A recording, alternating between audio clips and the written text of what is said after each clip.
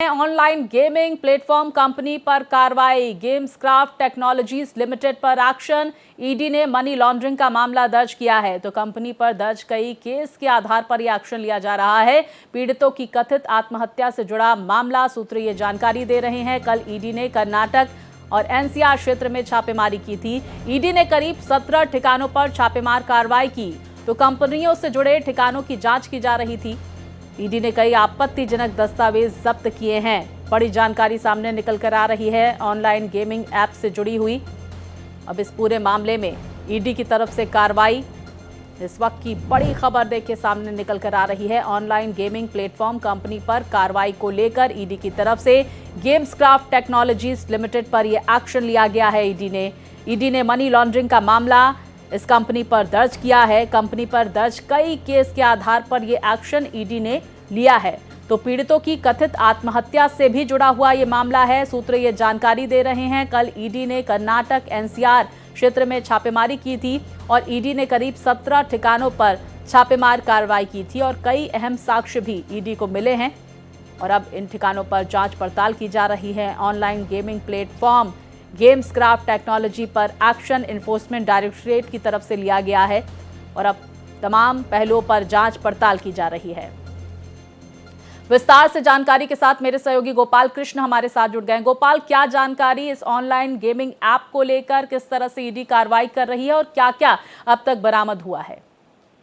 देखिए स्वाति, कल दिल्ली एनसीआर से लगभग 1.5 दर्जन जगहों पर ईडी की कार्रवाई की गई थी और इसी सिलसिले में ईडी ने 3 लोगों को गिरफ्तार किया है। दीपक कुमार, अहलावत पृथ्वी कुमार और विकास सेनेजा को ईडी ने गिरफ्तार किया है। बड़ी मात्रा में आपत्तिजनक दस्तावेज इससे संबंधित बरामद किए गए हैं और कई अन्य सबूत, इलेक्ट्रॉनिक सबूत ईडी को हाथ लगे हैं और ईडी लगातार इस मामले में कार्रवाई करे, क्योंकि ईडी के मुताबिक लगभग 1000 करोड़ रुपए का यह स्कैम है, जिसकी शिकायत मिलने के बाद ईडी ने इस मामले में मनी लॉन्ड्रिंग के तहत मुकदमा दर्ज किया था और इसी सिलसिले में यह कार्रवाई की जा रही है। क्योंकि ईडी के मुताबिक जिस तरीके से ये ऑनलाइन गेमिंग होता है, गेमिंग के चलते कई ऐसे लोग हैं जिन्होंने सुसाइड कर लिया था, जिसके बाद यह कार्रवाई शुरू की गई थी और इसमें से जिन लोगों को गिरफ्तार किया गया है उन्हें अदालत में पेश किया गया है और अदालत ने उन्हें ईडी की रिमांड पर भेज दिया है।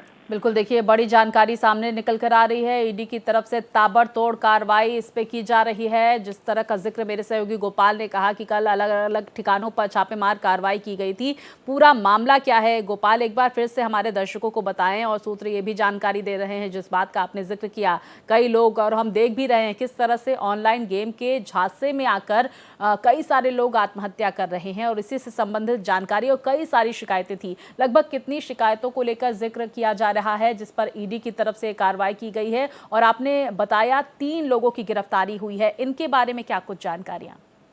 जी बिल्कुल स्वाति, जहां तक शिकायत का सवाल है तो सैकड़ों शिकायतें मिली थी और इसको लेकर के न सिर्फ ईडी के समक्ष शिकायतें दर्ज कराई गई थी बल्कि सुप्रीम कोर्ट में भी याचिका दायर की गई थी और कहा गया था कि इसको लेकर के कानून बनाया जाना चाहिए, जिसके बाद सरकार द्वारा इसको लेकर के कानून बनाया गया। लेकिन उसके बावजूद भी धड़ल्ले से यह जो है सट्टेबाजी का काम धंधा जोरों पर चल रहा था, जिसके बाद ईडी ने यह कार्रवाई की है और जिन 3 लोगों को गिरफ्तार किया गया है स्वाति, उन तीनों को जो है दीपक सिंह और पृथ्वीराज सिंह को दिल्ली एनसीआर से गिरफ्तार किया गया है, जबकि जो है एक अन्य आरोपी यानी कि विकास सेनेजा को बेंगलुरु से गिरफ्तार किया गया, जहां उसे स्थानीय अदालत में पेश किया गया और उसके बाद उसे रिमांड पर भेजा गया। ईडी आज भी इस मामले की जांच कर रही है। बहुत शुक्रिया आपका गोपाल, इस खबर पर विस्तार से आपने हमारे दर्शकों तक जानकारी पहुंचाई।